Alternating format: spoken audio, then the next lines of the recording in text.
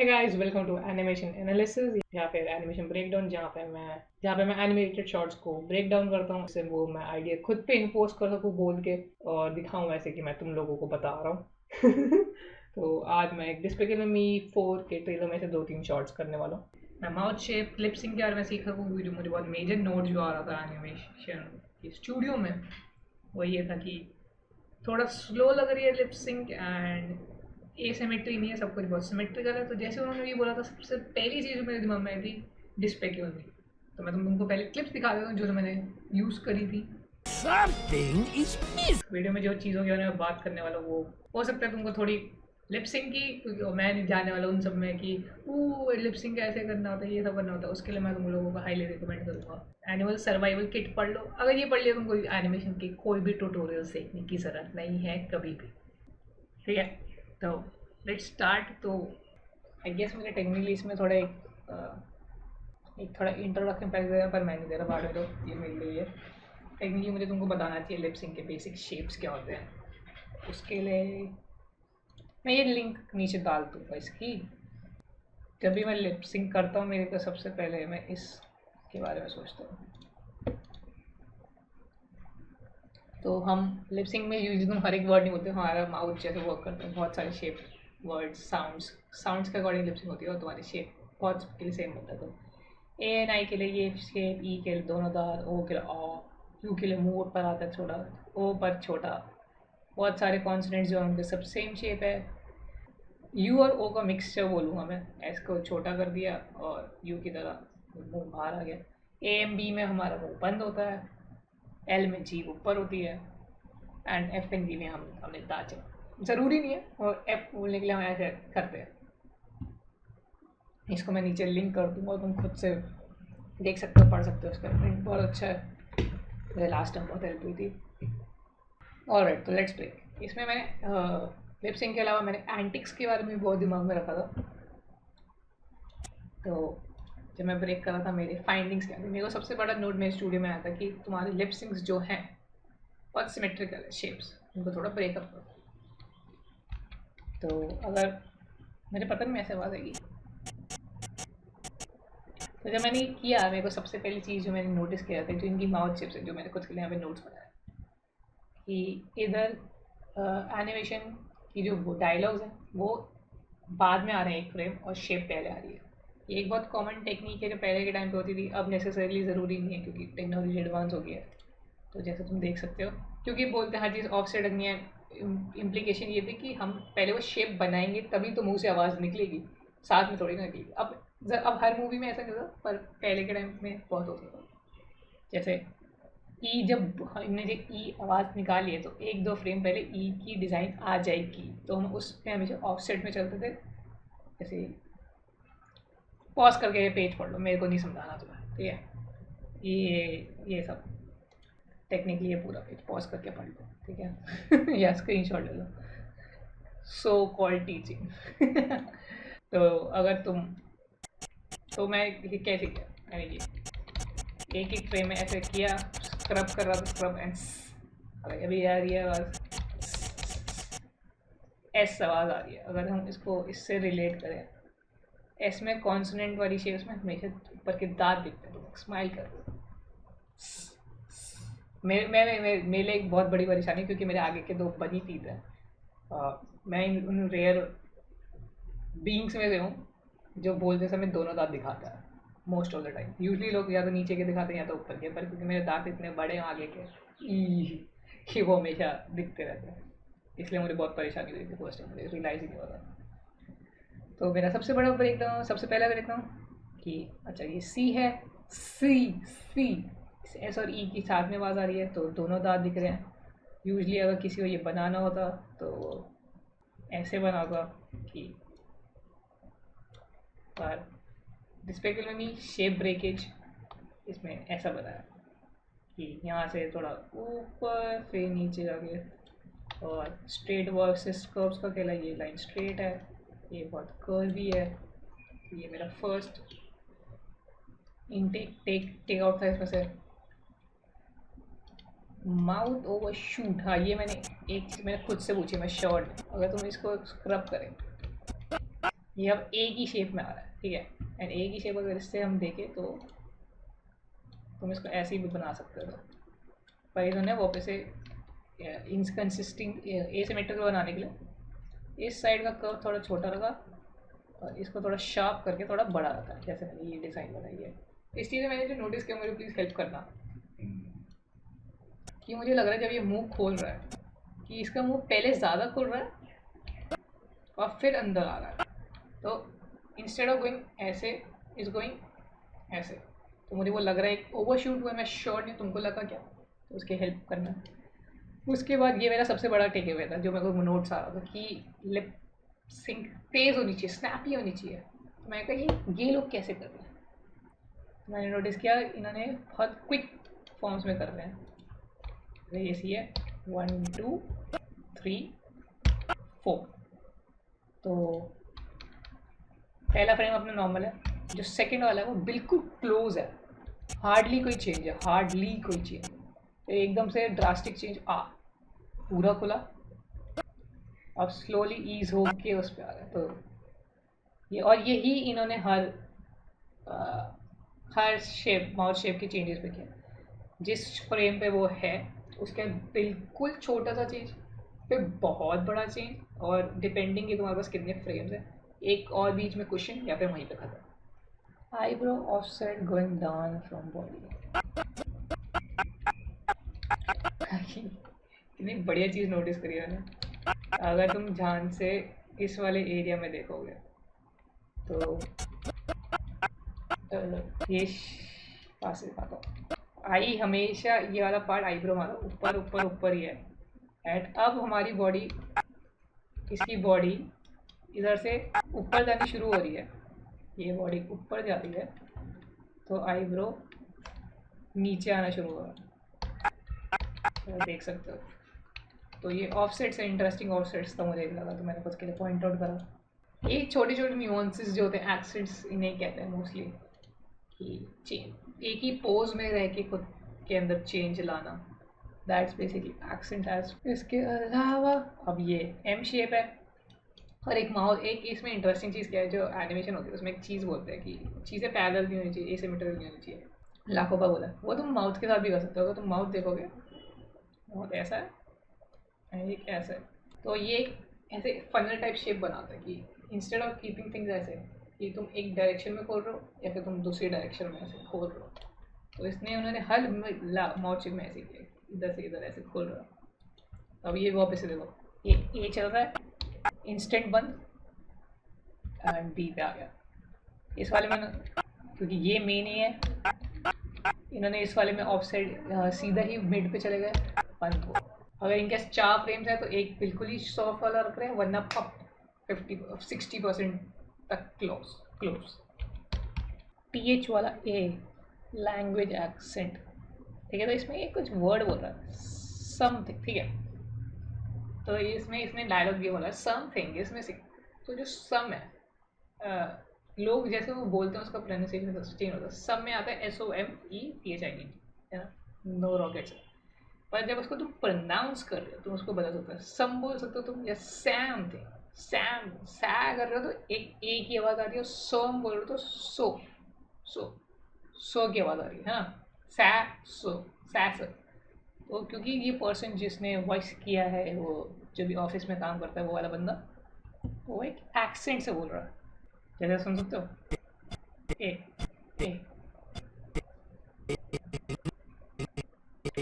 और मैंने यहाँ पे TH वाला क्यों लिखा, क्योंकि समथिंग थी थी TH समथिंग के बाद TH आना था, तो उन्होंने उसको ब्लेंड करा हुआ था,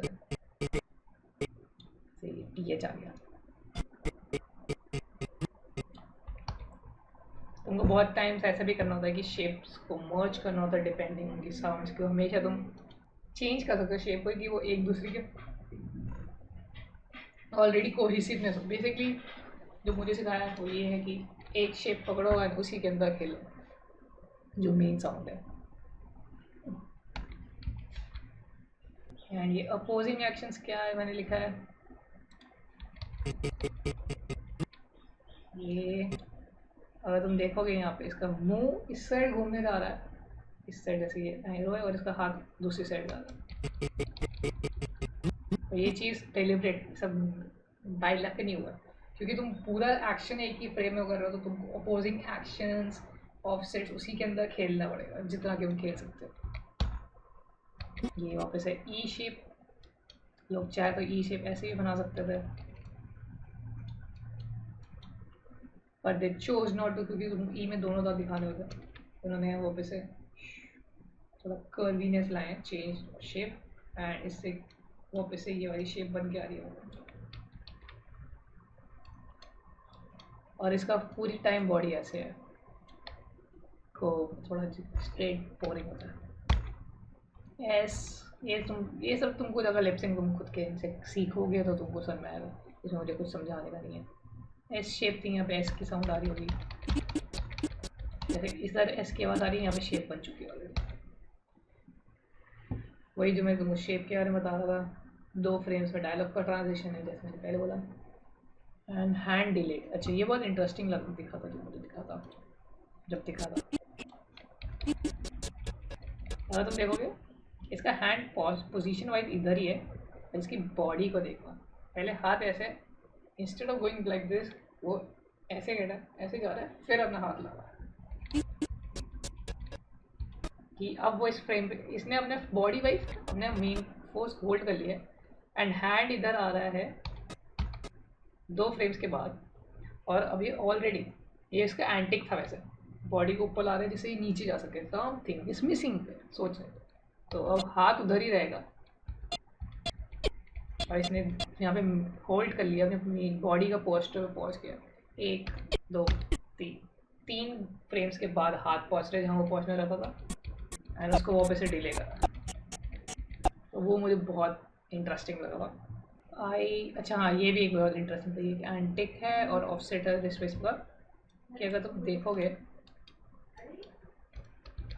तो जैसे इसकी बॉडी नीचे जानी शुरू कर रही है, बॉडी नीचे, इसकी आंखें ऊपर हो रही, बड़ी हो रही है, खुलती जा रही है ऐसे उसकी बॉडी, तो चेंज है, एक और अपोजिंग एक्शन है ये अपेरेंटली एनिमेशन में, अपोजिंग एक्शन। ओह ऑसम।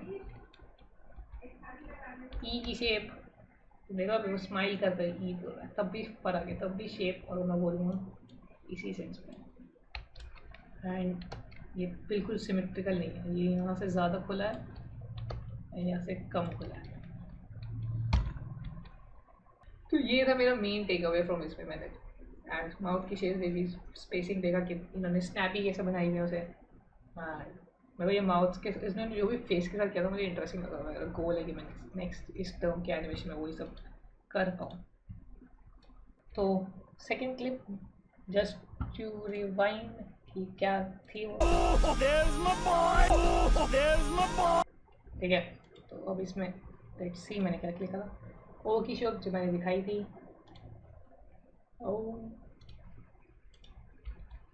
ओ बड़ा तेज, ओ इसकी वो बोला ओ तेज में बहुत, तो वो बड़ा होते जा रहा है।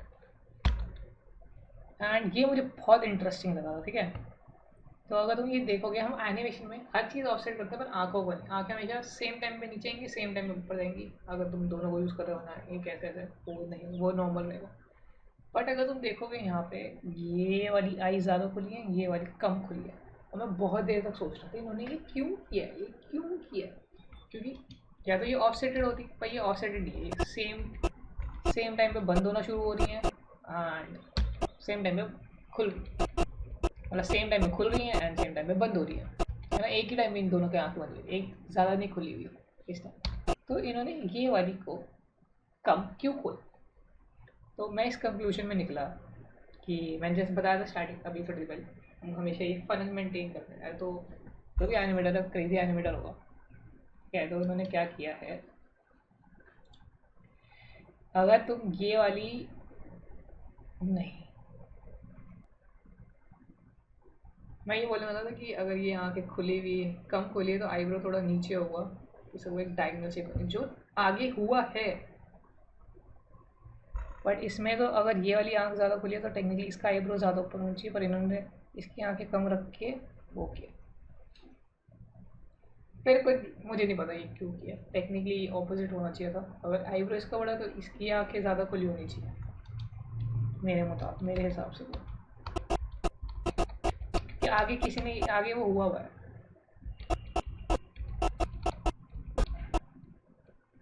हाँ जैसे अब यहाँ पे ये वाली फीलिंग है, तो ये कम खुली है जो मेक सेंस।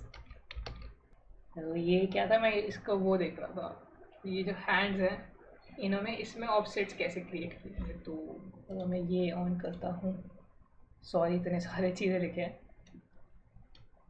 कम करो थोड़ा सा, फ़र्क नहीं पड़ेगा।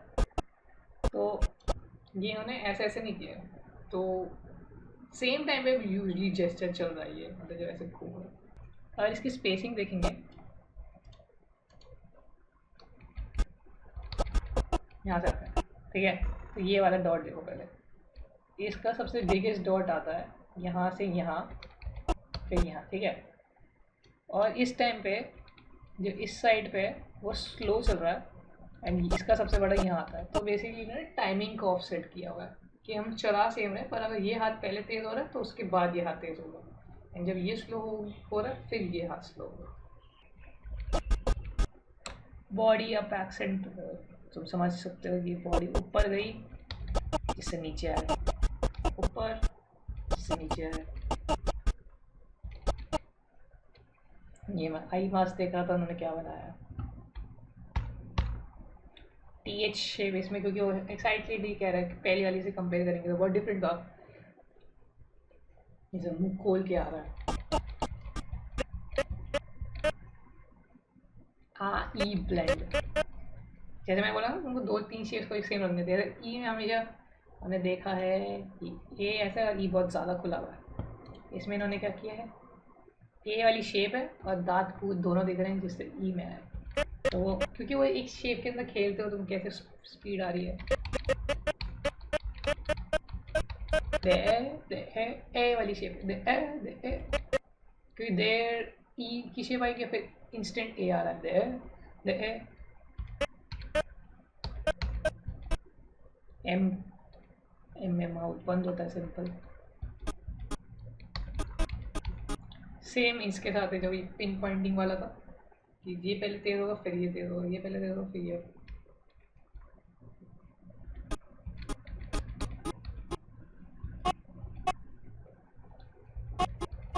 ये बहुत इंटरेस्टिंग था। ये बी है, ये एक एंटिक भी है क्योंकि देयर इज एक्सप्लोड हो रहा है बॉ पे।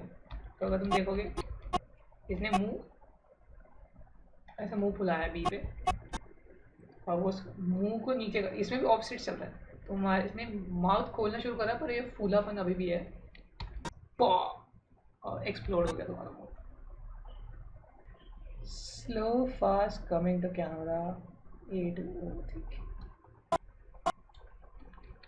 ये बड़ा इंटरेस्टिंग, ये जब नीचे जा रहा है तो ये नीचे से धीरे धीरे कैमरे का सारा ऐसे करते हुए फिर तेज हो रहा है, जिससे थोड़ी एक वेरिएशन बनी रहा है। चला के देखें, ठीक है, नीचे जा रहा था, नीचे जाके धीरे फिर एकदम से ऊपर आके तेज ये माउथ शेप। ओ की, ओ में हमेशा दांत नहीं दिखते तो उन्होंने आ की शेप मेंटेन रखी है क्योंकि ओ के अंदर ही खेल रहे हैं और पर दांत नहीं दिखा रहे हैं। हमेशा तुम एक शेप पकड़ते हो जो मेन शेप है उस सेंटेंस की, उस डायलॉग की, उसी के अंदर खेलना होता है। एंड ये ई, यही था बस। सॉरी अगर बड़ा कंफ्यूजिंग लगा मेनली, पर मेरे को जो मेरे को बहुत अच्छा लगा कि जो मैंने नोट्स बनाए थे मुझे ऑलरेडी वो रीइंफोर्स हो रहे हैं। तो ऐसा टाइम टू टाइम बनाता रहूँगा, अगर तुमको बकवास लगे तो सक्स टू यू। मे बी मेरी टीचिंग इम्प्रूव होगी, मे बी मैं हेल्पफुल ज़्यादा हो पाऊँगा धीरे धीरे। मेरे को भी कुछ ज़्यादा आता नहीं है सिखाना, मैं खुद भी एक स्टूडेंट ही ऊपर से, नहीं मुझे आता है सिखाना।